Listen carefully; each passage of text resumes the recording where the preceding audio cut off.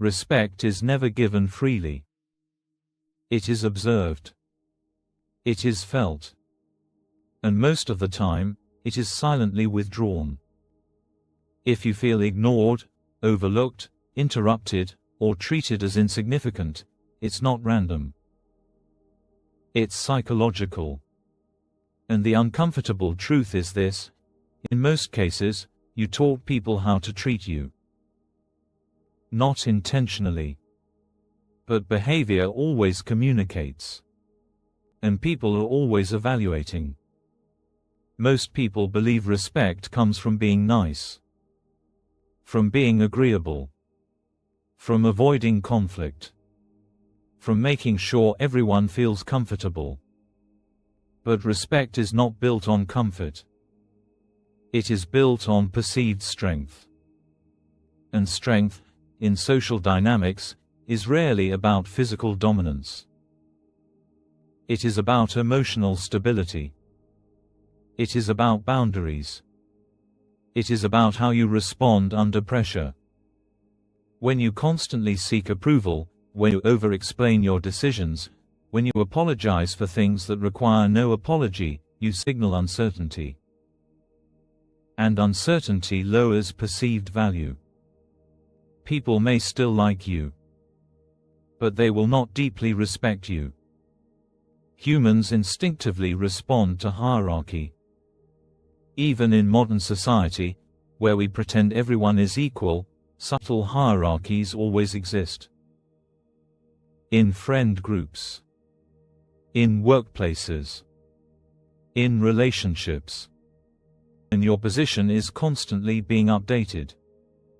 Not by what you claim, but by how you behave. Most people don't consciously decide to disrespect you. They feel it. They observe how you carry yourself. They measure how quickly you react, how often you laugh nervously, how easily you give in, how fast you reply to messages, how uncomfortable you become in silence. Respect is a silent evaluation process. Every interaction updates your rank. If you speak too fast, you seem unsure.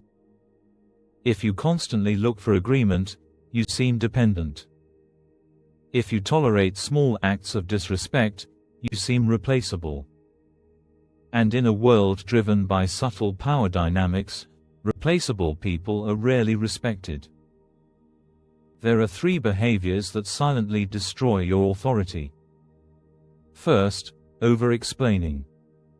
When you justify every decision in detail, you communicate doubt. Confident people state. Insecure people justify. Second, seeking validation. If you constantly look for approval before acting, you outsource your authority. Respect begins when you trust your own judgment. Third, weak boundaries. If someone interrupts you and you immediately stop speaking, you reinforce their dominance. If someone disrespects you and you laugh it off, you train them to continue. Boundaries are not aggression.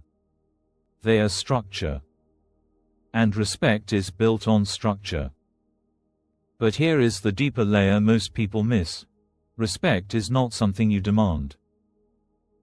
It is something you embody.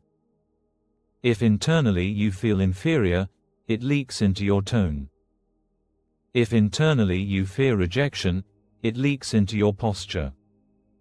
If internally you crave approval, it leaks into your behavior. And people sense it, even if they cannot explain it.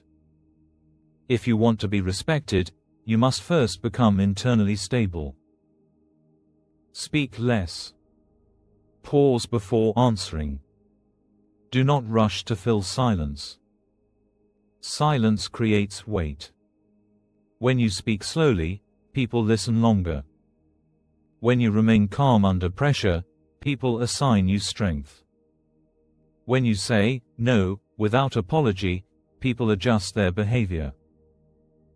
Energy shifts. And when your energy shifts, treatment shifts. True authority is quiet. It does not argue to prove itself. It does not beg to be understood. It does not chase validation. It stands. It observes. It decides. And when necessary, it walks away. The moment you stop trying to be liked, you become harder to ignore. The moment you stop explaining yourself unnecessarily, you become harder to challenge. The moment you stop tolerating subtle disrespect, you become harder to dismiss. But this is not about becoming cold. It is about becoming grounded. You can be kind. You can be empathetic. You can be warm. But you must also be stable. Because kindness without boundaries becomes weakness. And warmth without strength becomes submission. Respect begins within. Not in how loud you are. Not in how dominant you act. Not in how intimidating you appear. But in how composed you remain. Master your mind. And you will command your life.